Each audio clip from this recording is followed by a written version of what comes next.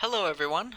I wanted to show you a little today about how to use Blackboard Collaborate, which is the web conferencing software we'll be using in this course.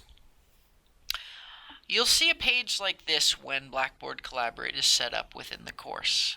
I'm going to go ahead and click into one of the sessions that's available. Now, if you do not have capabilities of accessing this on a computer, you can call this phone number and you'll be prompted to enter your participant's PIN. However, if you are using a computer, you'll go ahead and click Join Room. Now, you may be prompted to download a few things. Go ahead and download those things. After you finish downloading, you should have something that looks like this in your downloads pane. It'll say meeting, and depending on how many times you've opened it or downloaded it, it'll have a little number next to it. I'm going to open this, and I purposefully made it so that you can see about how long it takes to open up. I have a very powerful computer, and even for my computer it takes a while, so don't just keep clicking on it, just give it a minute. You'll be prompted to hit run here, or you can say do not show again, that you trust this publisher, and go ahead and run it.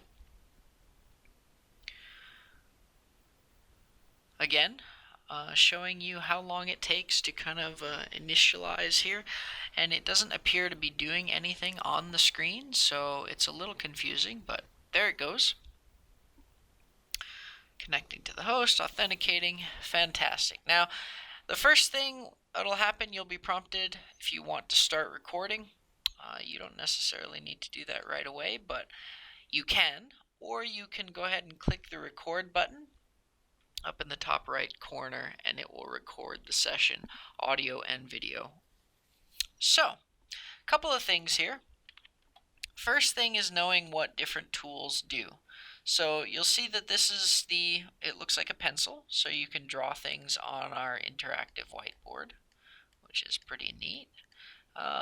Some of these things will draw filled shapes, so you can draw shapes around. This will draw the outline of a shape, I believe. Whoops, did I misclick? Sorry about that. Outlines of shapes. This is lines, etc., etc. And if you want to delete any of this, all you do is you go to the Select Objects tool, select everything, and then if you hit delete on your keyboard, everything should delete. Now, some of the most important things or functionality for audio and video is going through the audio wizard. The audio setup wizard here is in the top left corner. It's this little microphone with this red little circle sun face thing. You're going to pick your output device. Output device means what you're hearing from. So if you have speakers, whatever it may be, I'm using a headset right now, so I'm going to click my headset. Okay. Now it'll play a recorded message. It'll play a recorded message, and once you hear it to a comfortable level, you can adjust it louder or lower. You'll go ahead and stop that when you get it to a comfortable level. It'll ask you if you got it to a comfortable level. You say yes. Then it will ask you to do an input device, which is how you'll be speaking to other people if you choose to use a microphone. I'm going to use my microphone. Press OK. It'll ask me to record something, to test record and see if my voice is loud enough, higher or lower. I'll go ahead and stop that, and I can play back what I just recorded so that I can see what it'll sound like to other people. When I'm done with that, I'll hit stop, and it'll ask me if everything's alright. I'll say yes. It says great, everything's complete. We'll click OK, and we're done with the audio wizard. Now you would think we're done, we can talk to everybody. Not quite. When you are talking to somebody, or if you want to say something in the room, you'll have to click this talk button. Now you'll notice here that this little microphone is active. It's blue and it's got things coming out of it, and you'll also see here that there's a bar indicating the loudness of my voice.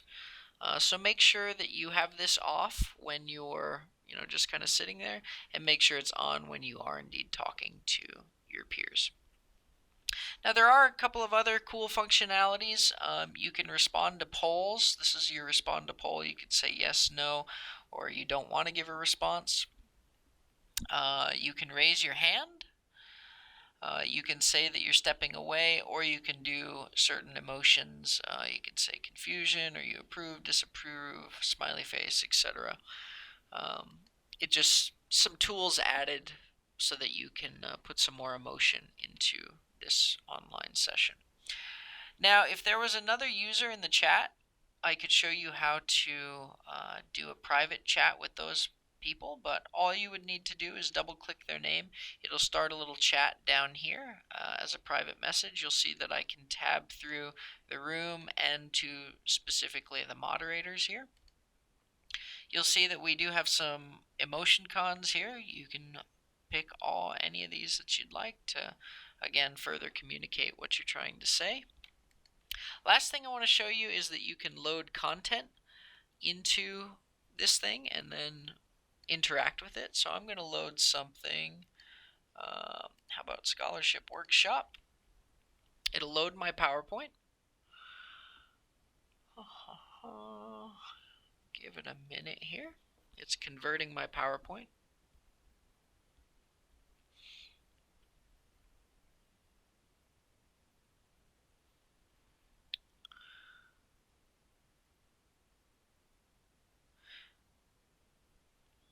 Now, you'll have this little page explorer. The person sharing the content will have the page explorer where you can navigate through. You'll have to double click things for them to change. But again, you can use any of the tools, and I'm going to get rid of this if you don't mind.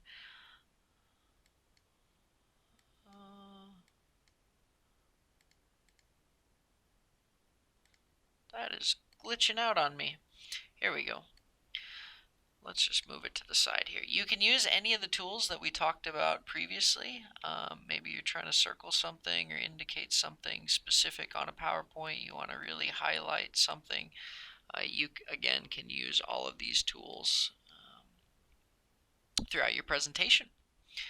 When you're done recording, this will say stop recording. I'll show you just quickly. We'll start, and then it'll say recording, if you are indeed recording. We'll stop recording. Fantastic. And when you're done, all you need to do is simply close out of it. If you want to erase any of this stuff or go to a new blank page, you can either clear the page or delete the page, and you can go to new pages. That was just shuffling through my page explorer, all the different slides in my slideshow. But again, here we have a new page ready to rock and roll for us. Okay. So good luck with Blackboard Collaborate. I hope you enjoy it, and I hope you make use of it. Thank you so much for joining me. See you next time.